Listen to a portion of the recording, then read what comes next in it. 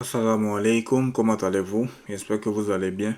Aujourd'hui, on va continuer sur l'histoire du prophète Adam alayhi salam. Et c'est la deuxième partie, on va voir aujourd'hui, la deuxième partie de l'histoire du prophète Adam alayhi salam. Donc, on va commencer. Bismillahirrahmanirrahim. Alhamdulillahi rabbil alamin. Ashhadu an la ilaha illallah wa la sharika lah.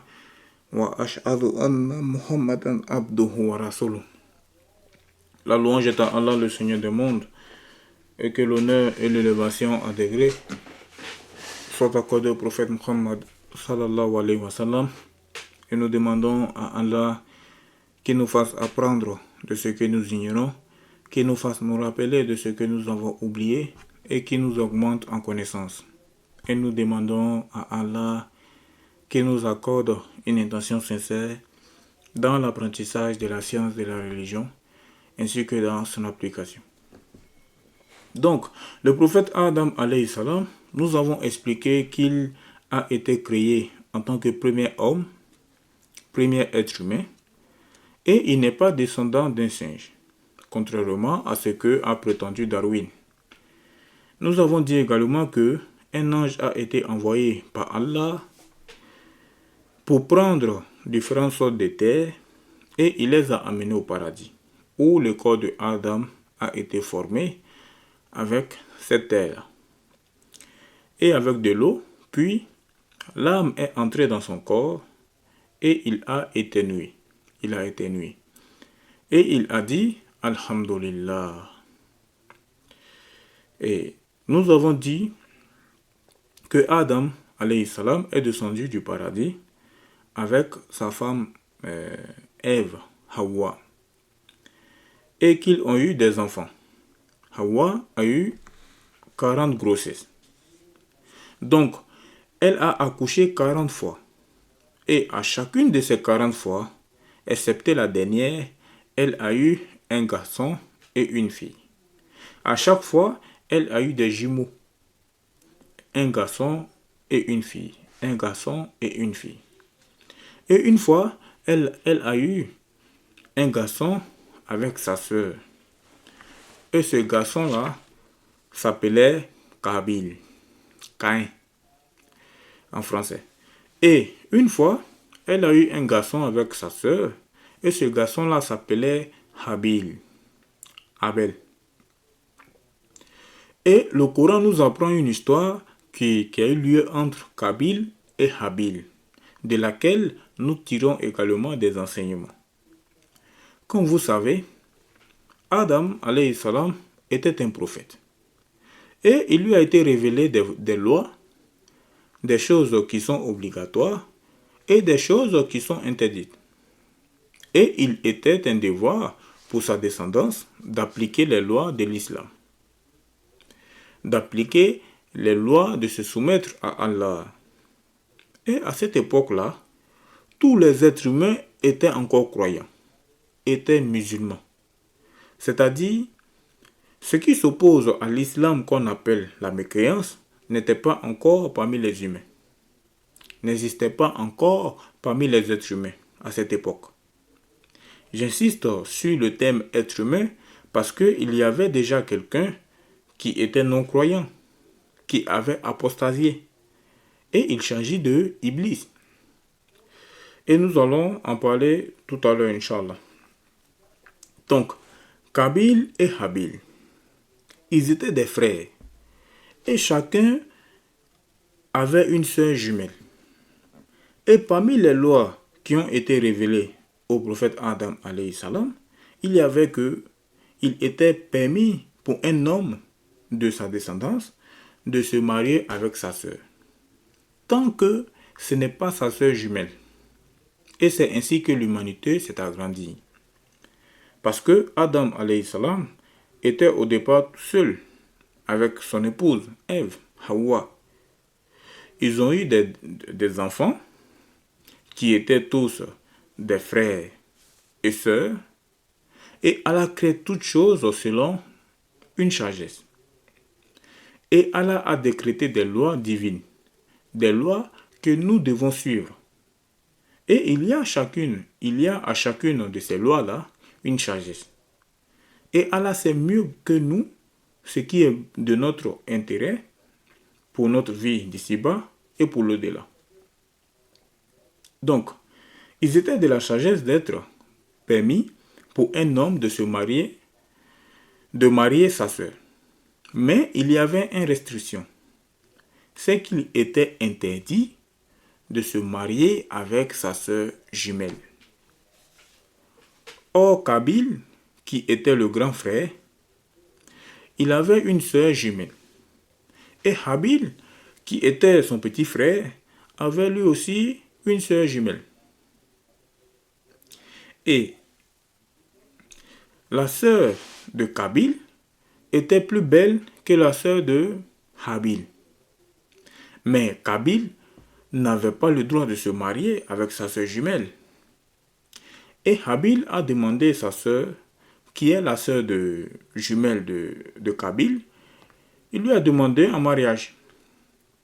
Et là, Kabil a refusé. Il a dit, ma sœur est plus belle que ta sœur. Et donc, je vais la garder pour moi. Et je veux pas que toi, tu la prennes. Or, c'était interdit. Il a désobéi. Et il a refusé à ce que son frère prenne sa sœur jumelle en mariage. C'est alors que leur père, qui est le prophète Adam alayhi salam, il leur a indiqué quoi faire. Et il leur a dit, chacun d'entre vous, qu'il fasse un sacrifice pour Allah. Et le sacrifice qui sera accepté par Allah indiquera que c'est celui qui a fait ce sacrifice-là, cette offrande-là, c'est lui qui méritera de se marier avec la sœur jumelle de Kabil. Et cette histoire est citée dans le Coran. Surat 5, verset 27, Allah nous dit dans le Coran, Allah dit dans le Coran, ce qui a pour sens, Allah dit à son prophète Muhammad sallallahu alayhi wa sallam, ce qui a pour sens, raconte-leur l'histoire véridique des deux fils de Adam. Et comme l'ont dit beaucoup de savants, il s'agit de Kabil et Habil, qu'on appelle en français Caïn et Abel, je crois. Donc, raconte-leur l'histoire véridique des deux enfants de Adam, de deux enfants de Adam. Ces deux ont fait une offrande pour Allah.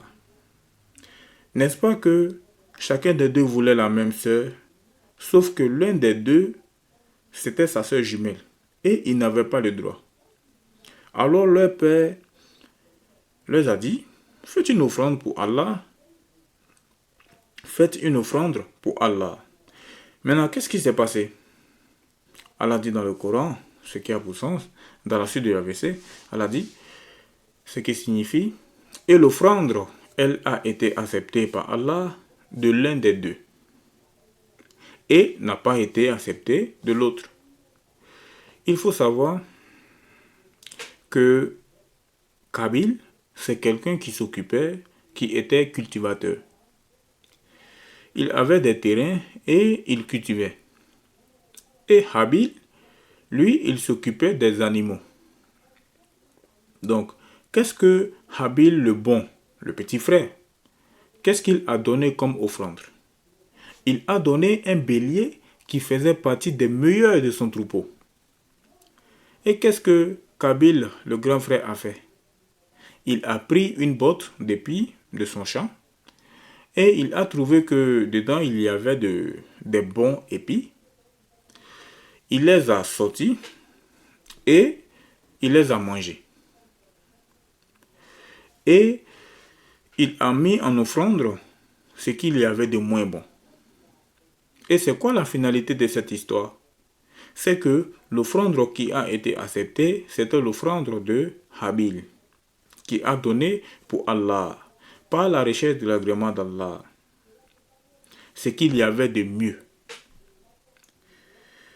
Et tandis que son grand frère, il a donné ce qu'il y avait de moins bon. Kabil a donné ce qu'il y avait de moins bon en offrande, alors que Habil a donné ce qu'il y avait de mieux en offrande. Et l'offrande de Habil a été acceptée, signe que c'est lui qui méritait en réalité de se marier avec la sœur jumelle de Kabil. Alors là, Kabil a été jaloux. Et il n'a pas supporté cela. Certains savants ont dit que comment le sacrifice ou l'offrande a été accepté par Allah, quel était le signe? Le signe, c'est que un feu est descendu du ciel sur cette offrande-là. Et il y a des savants qui ont dit que ce bélier qu'il a donné en offrande, il a été élevé au paradis. Et c'est ce même bélier qui est redescendu du paradis pour être la compensation du sacrifice du prophète Ismaïl, alayhi salam, par son père Ibrahim, alayhi salam. Donc, certains ont dit que c'était ce même bélier qui a été élevé au paradis en signe d'acceptation et il est redescendu du paradis pour être le sacrifice. Donc, Kabil est fâché. Kabil s'est fâché. Et qu'est-ce qu'il a dit? Comme cela est cité dans le verset du Coran, Allah dit dans le Coran, c'est qui a pour sens, il a dit, je vais te tuer. Et qu'est-ce que Habil a répondu? Allah accepte des pieux. Allah accepte des pieux. Et ensuite, il lui a dit, si toi tu lèves ta main sur moi pour me tuer, moi je ne lèverai pas ma main sur toi pour te tuer. Donc, ici, il nous dit, c'est qui a pour sens, si toi tu lèves ta main sur moi pour me tuer, moi je ne lèverai pas ma main sur toi pour te tuer. Vous voyez le bon comportement du vertueux. Et vous voyez l'autre comportement, le comportement de celui qui pêche, de celui qui désobéit à Allah, par jalousie, par envie. Et qu'est-ce que Kabil a fait? Qu'est-ce qu'il a fait? Il a tué son frère. Allah dit dans le Coran, ce qui a pour sens, son âme l'incita à tuer son frère et il est devenu au nombre de ceux qui ont perdu. C'est-à-dire, il a commis un péché extrêmement grave. Et c'est le premier être humain à avoir commis le péché du meurtre. Et c'est pour cela le prophète Muhammad sallallahu alayhi wa sallam a cité dans un hadith que chaque fois que une personne commet un péché du meurtre, commet un meurtre, alors le premier fils de Adam qui avait commis ce péché, qui était le précurseur de cette mauvaise tradition, ce premier-là, il se charge d'un péché à chaque fois. Parce que quand tu incites les gens à faire le bien, chaque fois que ces gens-là feront du bien, tu gagneras des récompenses.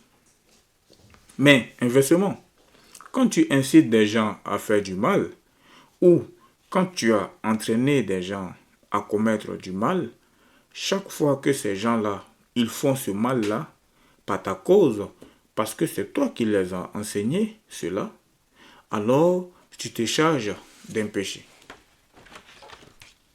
Alors tu te charges d'un péché. Sauf si, bien sûr, si tu t'es repenti. Mais Kabil ne s'est pas repenti. Comment le sait-on? Parce que le prophète Muhammad sallallahu alayhi wa sallam a dit, nous a annoncé que Kabil se chargeait d'un péché à chaque fois. Son péché augmentait à chaque fois qu'une personne le suivait dans cette mauvaise action. Pourtant, il est dit dans le Coran que Kabil était au nombre de ceux qui regrettaient. Mais qu'est-ce qu'il regrettait en réalité? Allah nous dit dans le Coran, ce qui a pour sens, Allah a envoyé un corbeau pour lui montrer comment on fait pour enterrer autrui. Donc dans ce verset, Allah nous dit, ce qui a pour sens, Allah a envoyé un corbeau pour lui montrer pour lui montrer comment on fait pour enterrer autrui. Allah a fait que un corbeau vienne et qu'il enterre un autre corbeau. Ils creusent la terre, puis ils mettent l'autre corbeau sous la terre et après ils remettent la terre dessus. Pourquoi? Parce que Kabil il se retrouvait à marcher avec son frère sur le dos et à ne pas savoir quoi faire de lui.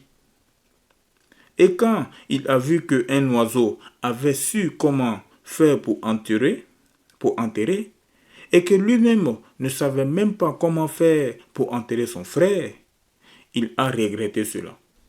Mais cela ne signifie pas que il a regretté, d'avoir commis le péché immense qu'il a commis et compte parmi les plus graves des péchés. Et Adam alayhi salam, certains savants ont dit qu'il était le premier homme à construire la Kaaba avant le prophète Ibrahim alayhi salam. Et Ibrahim alayhi salam est venu renouveler la construction de la Kaaba. Parce que lorsqu'il y a eu le déluge, la Kaaba, certains savants ont dit qu'elle a été élevée par les cieux, et d'autres savants ont dit qu'elle a été détruite par le déluge. Et il n'en restait que les fondations. Et à partir de ces fondations, le prophète Ibrahim alayhi salam, qui est venu après le prophète Noé alayhi salam, et il a rebâti la Kaaba avec son fils Ismaïl. Donc Adam alayhi salam, certains ont dit que c'est lui qui a construit la Kaaba, et d'autres ont dit que c'est les anges qui ont construit la Kaaba avant Adam alayhi salam. Donc Adam était parti après leur avoir dit de faire une offrande, il était parti à la Mecque. Et quand il est revenu de la Mecque, il a vu que son fils avait été tué. Et il a pleuré son fils. Et ça fait partie des grandes épreuves. Et c'est la première fois qu'un homme fut assassiné. Et les prophètes sont les plus éprouvés des gens. Il était attaché à ce fils qui était vertueux.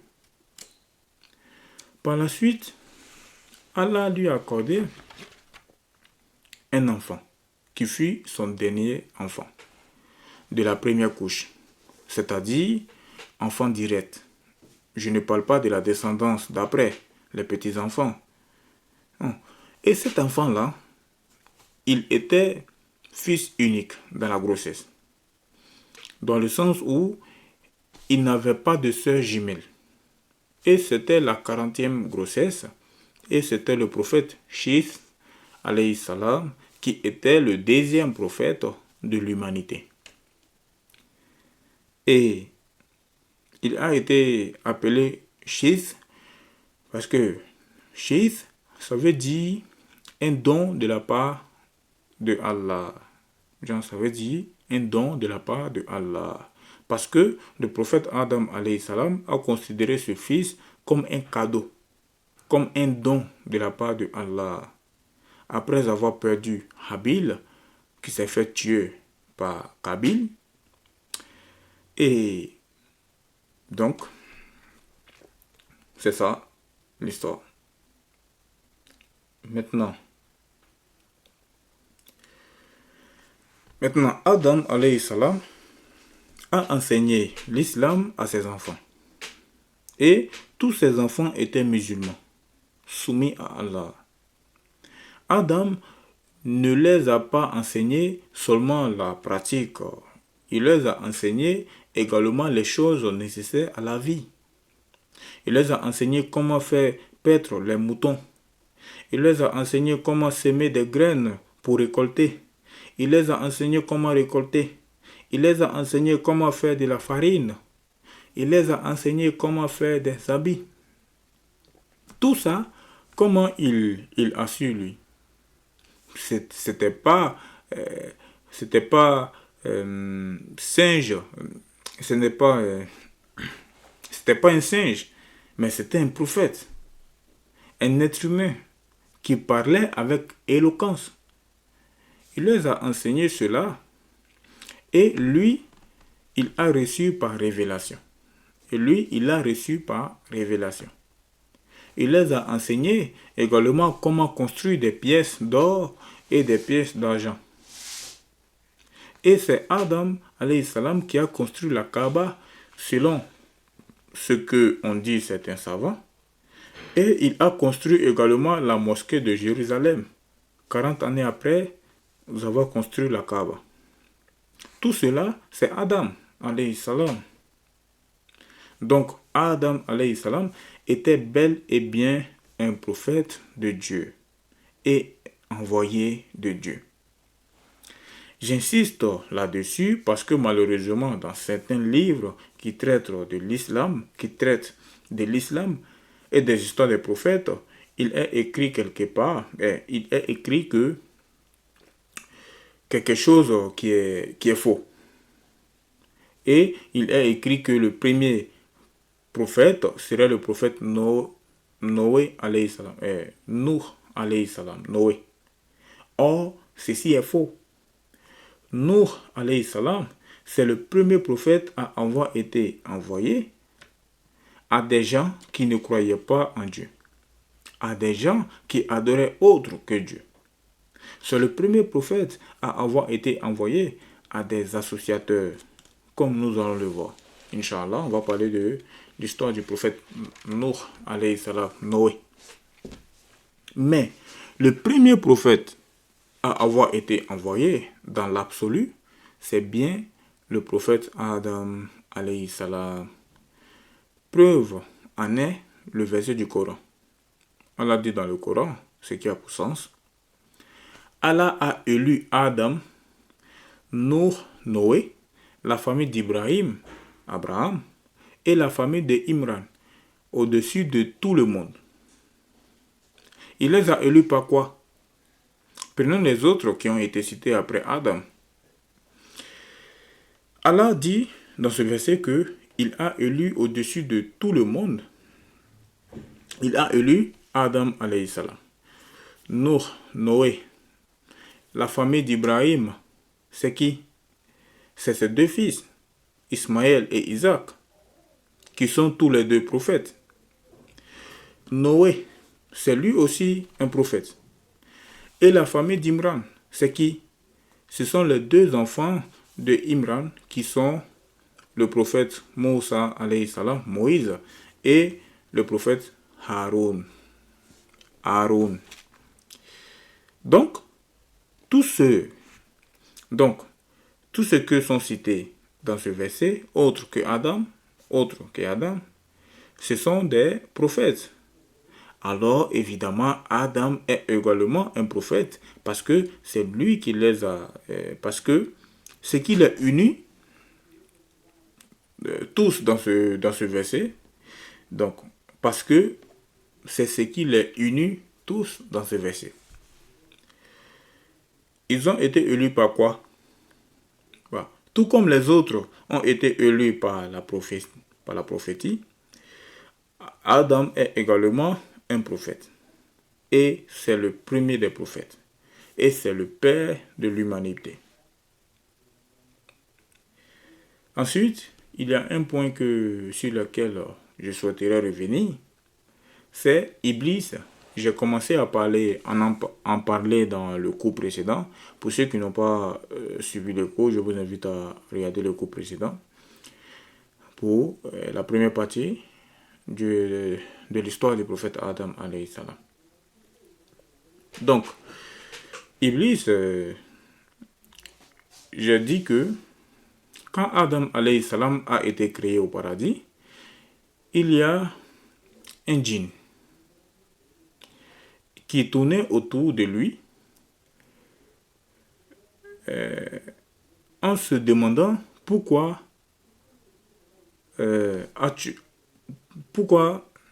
t'as été créé.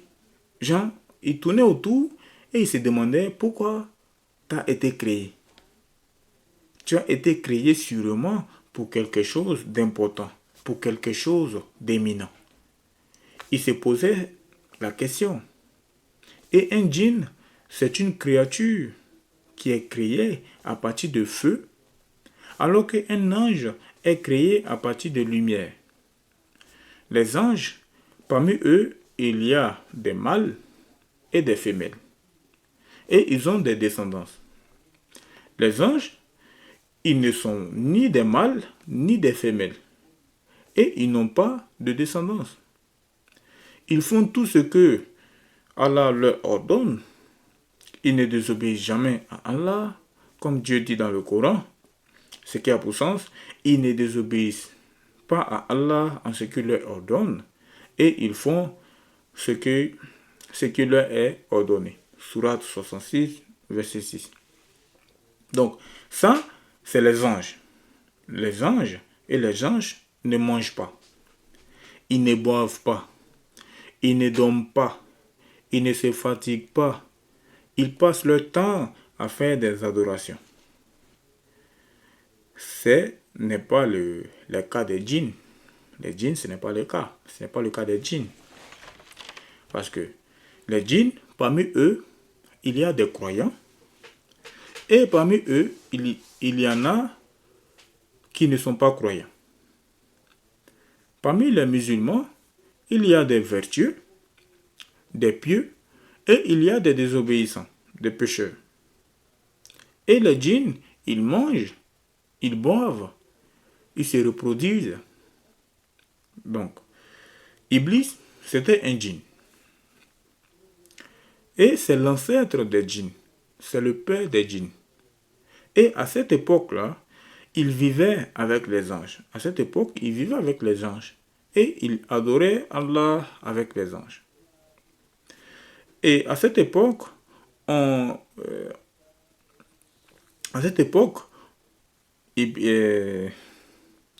ne s'appelait pas Iblis. Tu vois. À cette époque-là, il ne s'appelait pas Iblis. Mais il s'appelait Azazil. Azazil. Donc, et quand Adam alayhi salam a été créé, Allah a ordonné aux anges et à Iblis, il les a ordonné de se prosterner en guise de salutation pour le prophète Adam alayhi salam. Allah a donc ordonné aux anges de se prosterner pour Adam et il dit dans le Coran, ce qui a pour sens, nous avons dit aux anges, prosternez-vous pour Adam. Ils se sont prosternés, sauf Iblis qui comptait parmi les djinns. Il a désobéi à l'ordre de son Seigneur.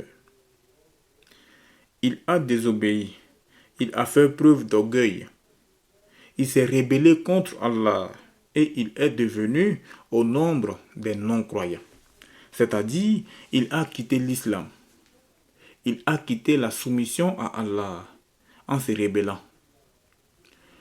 Le fait de désobéir est un péché, mais le fait de se révolter contre Allah, ceci annule la foi.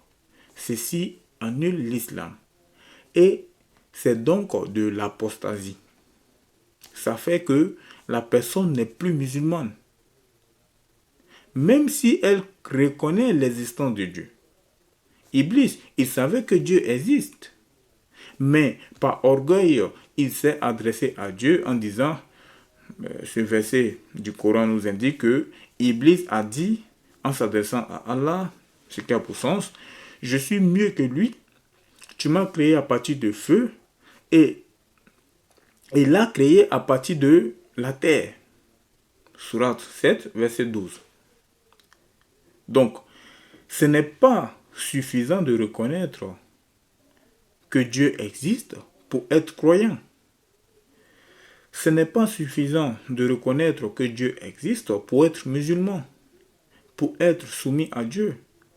Mais il faut reconnaître l'existence de Dieu et se soumettre à Dieu en l'adorant lui uniquement et en ne rien lui associant rien.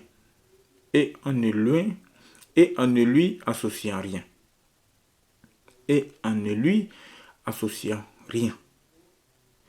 Et en ne se révoltant pas contre Allah et contre ce qu'il a prédestiné et contre ses ordres, tu ne t'opposes pas aux ordres de Allah.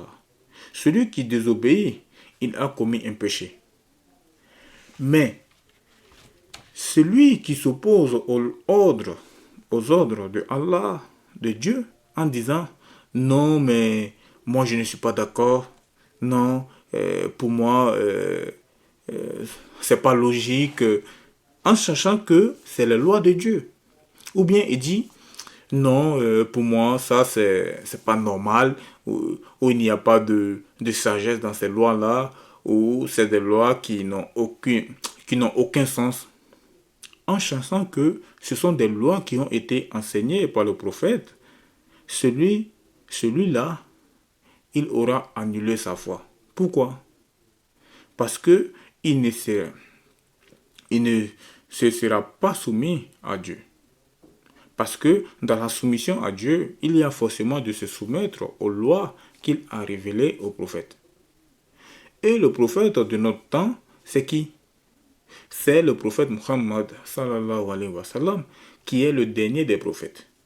Et c'est pour cela que tout musulman se soumet aux lois qui ont été révélées au prophète Muhammad sallallahu alayhi wa sallam, parce que c'est le dernier, parce que c'est le prophète de notre temps. Genre, c'est le prophète de notre époque. Donc, c'est le prophète de notre époque. Mais à l'époque du prophète Adam alayhi salam, il fallait se soumettre aux lois qui ont été révélées au prophète Adam alayhi salam. Et à l'époque du prophète Ibrahim alayhi salam, il fallait se soumettre aux lois qui ont été révélées au prophète Ibrahim alayhi salam. Et c'est ainsi pour tous les prophètes qui sont venus, chacun pour sa communauté. Et le prophète Muhammad sallallahu alayhi wa sallam a été envoyé pour toute l'humanité. Et pour tous les djinns également. Allah dit dans le Coran, ce qui a pour sens, nous ne t'avons envoyé que miséricorde pour l'humanité. Sourate 21, verset 107. Nous ne t'avons envoyé que miséricorde pour l'humanité. Donc, Iblis, il a refusé. Alors, il a été maudit et il a été chassé du paradis. Et Iblis a su qu'il était maudit.